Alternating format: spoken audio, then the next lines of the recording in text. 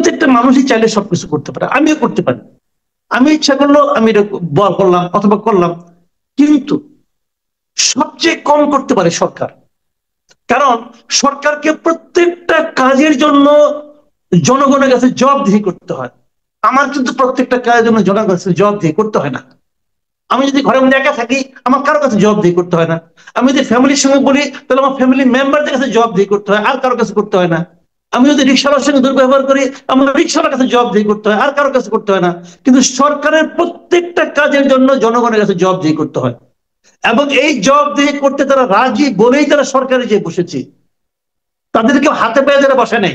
Doctor ইউনূসকে আমি পায়ে ধরি নাই যে আপনি সেখানে বসেন আর বসে বসে এই সমস্ত আবল তাবল কাজ করেন, এটা আমি বলি নাই। উনি নিজেই দায়িত্ব নিয়েছেন যে এই কাজটা আমি করবো এবং আপনাদের কাছে আমি জবাব দিয়ে করবো। এই জন্য উনি বলেছেন আপনারা মন খুলে আমার সমালোচনা করেন।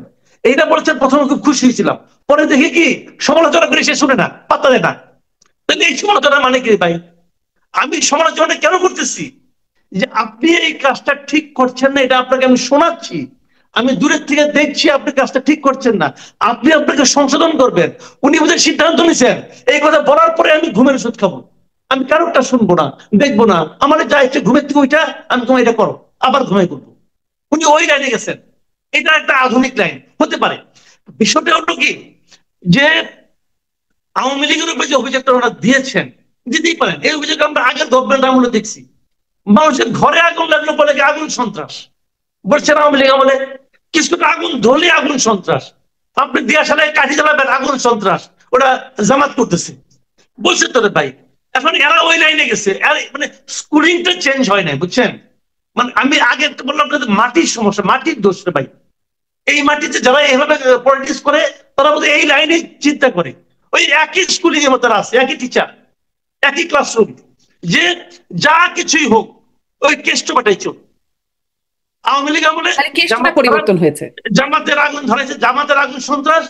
বিএনপির আমলে কি হবে জানি না এখন পর্যন্ত। আর এদের আমলে কিছু বললে পরে ফ্যাসিবাদের দোষর, কিছু বললে পরে ফ্যাসিবাদের দোষর। আপনি কিছু বলবেন ফ্যাসিবাদের দোষর বলে দিবে, কারণ বলতে তো ভাই পয়সা লাগে না। তো এই যে বিষয়গুলো, এই বিষয়গুলো একটা সমাজের সুস্থতার পরিচয় বহন করে না। তুষার ভাই ডাক্তার মানুষ, উনি সুস্থতা আবার কি ভালো বুঝে, কিন্তু আমার কাছে মনে হয় এইটা সুস্থতার পরিচয় বহন করে না। আমরা এই অবস্থায় আছি, একজন এই অসুস্থ লোকজন পুরো সমাজকে সুস্থ করতে চায়। জানো কই এই দুঃখ কোথায় রাখবো?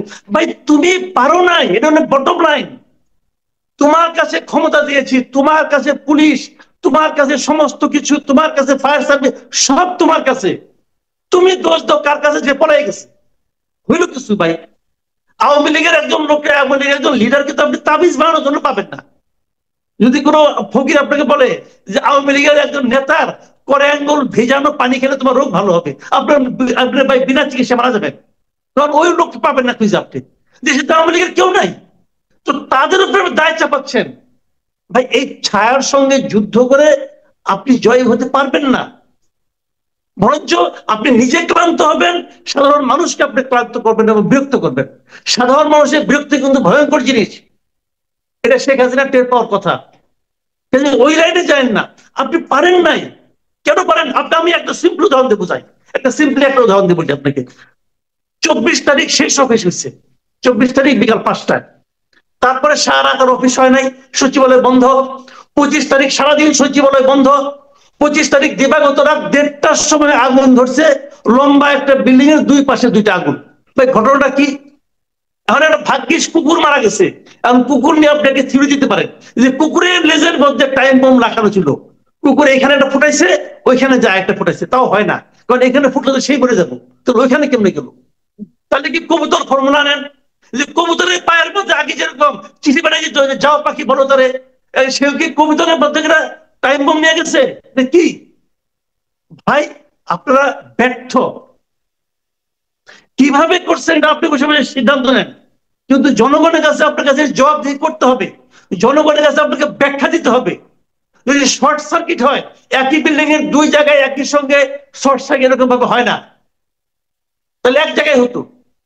আপনি ব্যাখ্যা দিতে পারবেন না, কারণ ব্যাখ্যা দিতে পারলে এখন আপনারা গবেষণায় বসছেন যে কি অজুহাত দিব আমি। এভাবে হয় না রে ভাই। আর ও জবাব দিচ্ছেন কি, আমরা দুর্নীতির রহস্য উন্মোচন করছিলাম, সেই দুর্নীতির নথিপত্র পুড়ে গেছে। ভাই আজকাল কি আর সব কি হার্ড পেপারে থাকে নাকি ভাই, বলেন আপনি? এর মধ্যে সফটওয়্যার সব আছে, আপনার গভর্নমেন্টের একটা ডাটাবেজ আছে, সার্ভার আছে, সবই তো আছে। কি করছে? কিন্তু এটা তো অযোগ্যতা প্রমাণ হয়েছে আপনার, আপনাদের।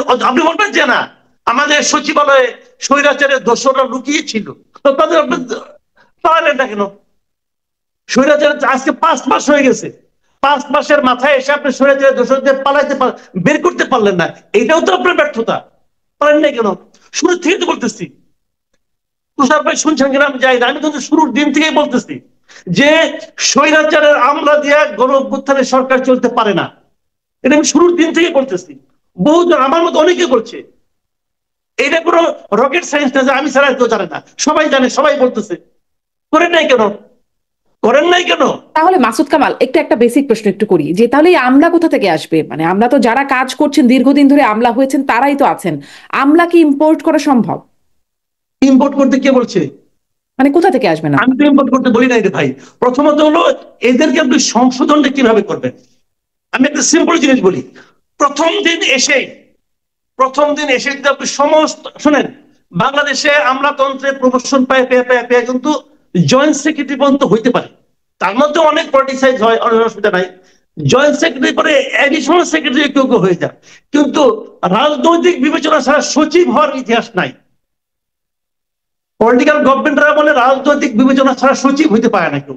আপনি যদি প্রথম দিন এসেই সকল সচিবকে বাদ দিয়ে দিতেন, সিম্পলি একটা অর্ডারে সব সচিব বাদ, এডিশনাল সেক্রেটারি সচিবের দায়িত্ব নিত, পাশাপাশি কি হতো, সমস্ত প্রশাসনে একটা মেসেজ যাইতো। আর ওই সচিবরা কোথায় যেতেন? বাড়ি যাইতো। মানে তারা চাকরি শেষ তাদের? অবশ্যই চাকরি শেষ, অর্থ চাকরিতে এমনি শেষ হয়ে যেত। এরা করছে তা না করিয়া ওগুলি আবার এক্সটেনশন করে। আবার পুরানো অবসর নিচ্ছে আজকে থেকে 10 বছর আগে, 10 বছর ধরে কোনো কাজ কামে নাই, বাড়িতে বসে নাতি নাতনির সঙ্গে খেলাধুলা করে, ওগুলি ডাইকানি ওদেরকে প্রমোশন দিয়ে দিয়ে সিনিয়র সচিব বানায়। ভাই এটা হইলো? আমি আপনাকে একটা সিম্পল উদাহরণ দিয়ে বলি, আরেকটা উদাহরণ দিই, কিছু মনে করেন না।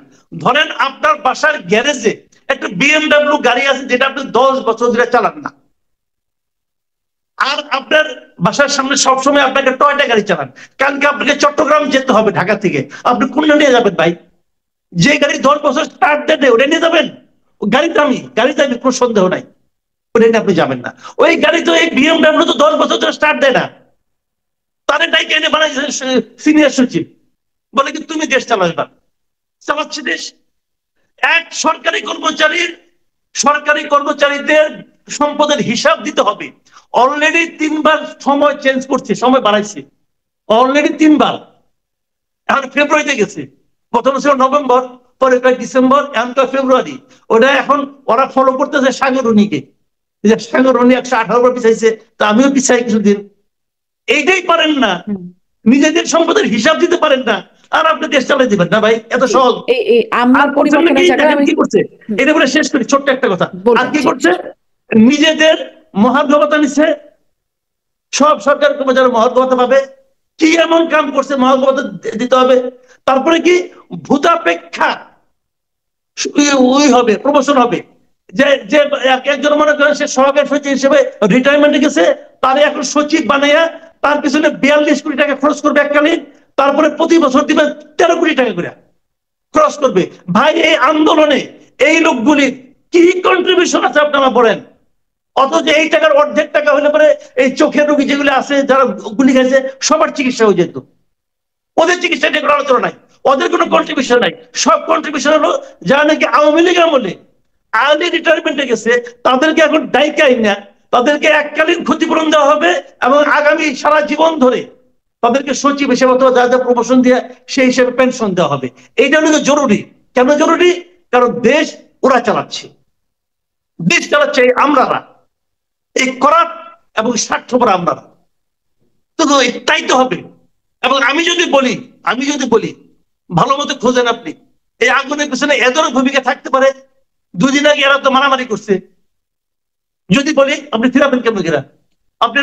আমি জাস্ট বলে দিলাম, আপনি এটাকে মিথ্যা প্রমাণ করেন, সবচেয়ে বেশি আরাগুলো তো এদের মিথ্যা প্রমাণ এই প্রমাণ করার জায়গাটা আমরা আসলে কখনো দেখি না। বহুত সময় তদন্ত কমিটি গঠিত হয়, কিন্তু তদন্ত কমিটির প্রতিবেদন বা সেই অনুযায়ী ব্যবস্থার জায়গাটা আমার মনেই পড়ে না আসলে কবে কবে সেটি দেখেছি এরকম। আমি একটু মাসুদ কামাল আপনার কাছ থেকে একটু শুনি, আমি এটা পাচ্ছিলাম না, বলবেন।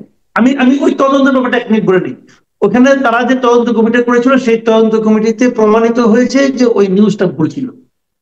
এই পর্যন্ত একটা পয়েন্ট। আর দ্বিতীয় পয়েন্ট আমি বলি এই প্রসঙ্গে, যদি ওই নিউজটা ভুল হয়ে থাকে তাহলে সে ভুল নিউজের বিরুদ্ধে অ্যাকশন নেওয়া হলো না কেন? কেন অ্যাকশন নেওয়া হলো না? নেওয়া উচিত ছিল। যে ওই রিপোর্ট করেছে, যে পত্রিকা ওই রিপোর্ট ছেপেছে, উভয়ের বিরুদ্ধে দৃষ্টান্তমূলক ব্যবস্থা নেওয়া উচিত ছিল। আপনি চাইলে একজনের বিরুদ্ধে লিখতে পারবেন, পারা উচিত হয় নাই। That was A fake news. এবং এই নিউজের জন্য আমি মনে করি কঠিনতম শাস্তি দেওয়া উচিত ছিল। এই সরকার তাও পারে না। পারে নাই কেন? বেসিক্যালি এটা একটু দুর্বল সরকার। আমার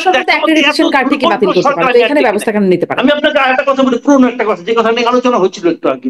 এই যে দেখেন আপনি আপনি মোটামুটি মানে অ্যাঙ্কর হিসেবে মোটামুটি বিখ্যাত অ্যাঙ্কর, মানুষের মধ্যে অনেক কিছু বের করতে পারেন, এটা আমরাও দেখেছি বিভিন্ন অভিজ্ঞতা থেকে। এই যে এতক্ষণ ধরে আপনি ট্রাই করতেছেন, এই যে আব্দুল নূর, তুষার, মাসুদ কামাল বারবার বলতেছেন তাইলে কে আগুন ধরছে, কিছু বাই করতে পারছেন? আমরা বলছি অমুক আগুন ধরেছে, আমরা কিন্তু কেউ বলিনি। কেন বলিনি? বলা যায় না। আমি এটা বড় জোর করতাম, ভাই আমি ধরাই নাই, এটা আমি জানি, আমি এটা বলতে পারতাম।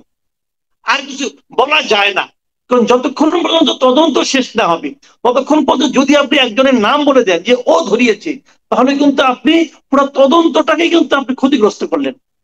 আর সেই লোকটা যদি আমাদের দেশে মাসুদ কামাল তদন্ত নিয়ে আস্থা নাই বলেই তো এত ধারণা, স্পেকুলেশন। আমাদের উপদেষ্টারা সেই কাজ করেছে, দাঁড়াই আসলে ভাই হেলিকপ্টার তুমি গেছো ভাই দিনাজপুরে, থাকো ওইখানে বসেই বলতেছে যে যারা আমাদেরকে ব্যর্থ করতে চায় তারাই আগুন ধরিয়েছে। ও কিভাবে জানলো? ওকে জ্যোতিষ মহাজাতক নাকি? সে কি মহাজাতক? সেটা বুঝে পারেন। যখন সেটা বলে তখন কি হয়, তদন্তকারী কর্মকর্তা যারা আছে তাদের উপর একটা অনৈতিক চাপ আসে। তখন তারা প্রমাণ করার চেষ্টা করে যে উপদেষ্টা মহোদয় যা বলেছেন সেটাকে আমার সত্য প্রমাণ করতে হবে, এবং এইটা হলো অপরাধের পর্যায়ে পড়ে। আমরা যদি বলতাম সেটা অনৈতিক হইতো, হয়তো অপরাধ হতো না, কিন্তু একজন উপদেষ্টা যখন বলে তখন সেটা অপরাধের পর্যায়ে পড়ে। আমাদের উপদেষ্টারা হাসি মুখে, আমাদের মন্ত্রীরা হাসি মুখে অপরাধ করেন। কেন করেন? কারণ ওনারা জানেন মুখে যাই বলুক মনোযোগে তো ওনারা এক একজন স্বৈরাচার। ওনারা জানেন যেহেতু আমি স্বৈরাচার, আমার কোনো কেউ প্রশ্ন করার নাই, আমার কোনো বিচার হবে না। বাংলাদেশে রানিং কোন মিনিস্টারের কখনো বিচার হয়? হয় না। জন্ম থেকে তো দেখে নাই। জন্ম তবে যখন তার জন্ম হয়েছে তখন সে কখনো দেখছে যে কেউ রানিং মিনিস্টারের কখনো বিচার হয়েছে? হওয়া উচিত, দু একটা যদি হইতো তাহলে বলতো না। আপনি মনে রাখেন 28 অক্টোবর ঘটনা বলি, 28 অক্টোবর পুলিশকে মানে মাথামাতি ইট দিয়ে পিটে মারছে, মারার 10 মিনিটের মধ্যে তৎকালীন স্বরাষ্ট্রমন্ত্রী কি বললো? যে ছাত্র দলের লোকেরা মারছে। ওই ব্যাটা কি করে জানলো ওটা ছাত্র দলের লোক? এমনও তো হতে পারে ওর পিছিয়ে কি লেখা ছিল যে আমি ছাত্র দল? যদি লেখাও থাকে, ছাত্রলীগের কেউ যদি ওটার পিছনে ওটা লাগাই নিয়ে না মারে নাই, তার কি প্রমাণ আছে? যখন স্বরাষ্ট্রমন্ত্রী বলে যে ছাত্র দলের লোকরা মারছে, তখন কিন্তু তদন্তকারী কর্মকর্তার দায়িত্ব দাঁড়ায় যায় উনার স্যারকে খুশি করা। এবং এখানেও তাই হয়, এখানেও তাই হয়। এই ধরনের অপরাধ আমাদের দেশে অবলীলায় ঘটে, ঘটতে দেওয়া উচিত না, উচিত না। কিন্তু কে বলবে কার কথা? উচিত অনুচিত কে আলোচনা করে? কি আলোচনা করে না? যে আলোচনা করে সে বোকা।